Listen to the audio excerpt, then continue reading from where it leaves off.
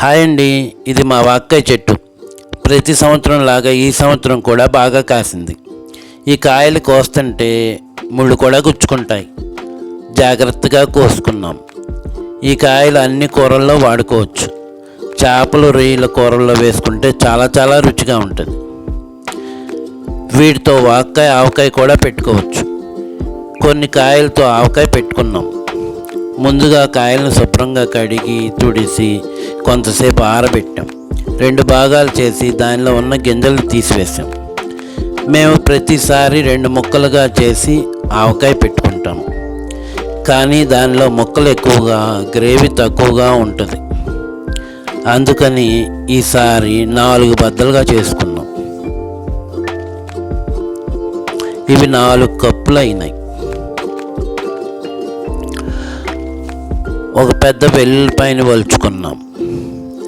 2 tea స్పూన్లు సన్నావాలు, 1 tea spoon మెంతులు మెత్తగా పౌడర్ చేసుకున్నాం.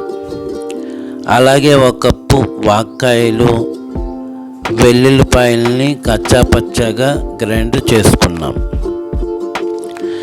మేము 5 కప్పుల ముక్కలకి 1 కప్పు ఉప్పు, కారం, నూనె వేస్తాం. కానీ ఇప్పుడు 4 కప్పులు మాత్రమే అయినాయి కనుక 3/4 కప్పు కల్లుప్పు, 1 టీ స్పూన్ పసుపు, 3/4 కప్పు కారం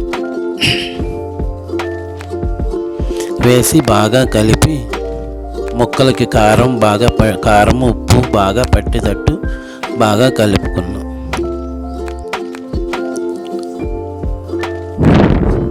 ఇవి బాగా కలిసిన తర్వాత ఆవపిండి, మెంతుపిండి పౌడర్ని వేసి అలాగే కచ్చాపచ్చాగా దంచిన వాక్కాయ ముక్కలు, వెల్లుల్లి ముక్కల్ని వేసి బాగా కలపాలి.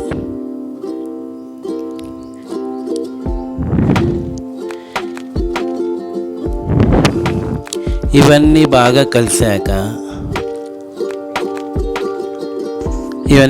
కలిసేటట్టు చక్కగా చేత్తో కాకుండా గరిటెతో బాగా కలిపి, ఎందుకంటే కారం కాబట్టి చేతులకి మంట లేకుండా చక్కగా గరిటెతో కలుపుకొని అన్ని ముక్కలకి పట్టేటట్టు చేసుకోవాలి. ఇలా బాగా కలిసిన తర్వాత 1 కప్పు వేరుశనగ నూనె వేసి అన్నీ మళ్ళీ కలిసేదాగా బాగా కలపాలి. నూనె కూడా ముక్కలకి బాగా కలిపి బాగా పట్టేటట్టు చేయాలి.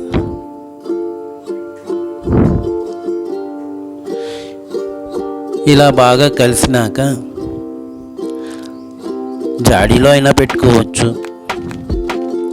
లేదంటే ఒక స్టీల్ గిన్నెలో, అంటే మళ్ళీ మనం 3వ రోజు మారుస్తాం కాబట్టి మళ్ళీ కలుపుకొని మార్చుకుంటాం కాబట్టి అప్పుడు జాడీలో ఎత్తుకోవచ్చు. అందుకని నేను ఒక స్టీల్ గిన్నెలో పెట్టి మూత పెట్టాను. 3వ రోజుకి బాగా ఊరి నూనె పైకి వస్తుంది. మళ్ళీ బాగా కలుపుకుని బాగా చక్కగా నూనె అన్నీ కలిసిపెట్టి, మనకి కల్లుప్పు కాబట్టి 3వ రోజుకి కలిసిపోతుంది. కానీ ఎక్కడైనా ఇంకా పలుకుంటే కలిసిపోతుంది కాబట్టి కలిపి గాజు జాడీలో పెట్టుకుంటే సంవత్సరం నిల్వ ఉంటుంది ఈ పచ్చడి.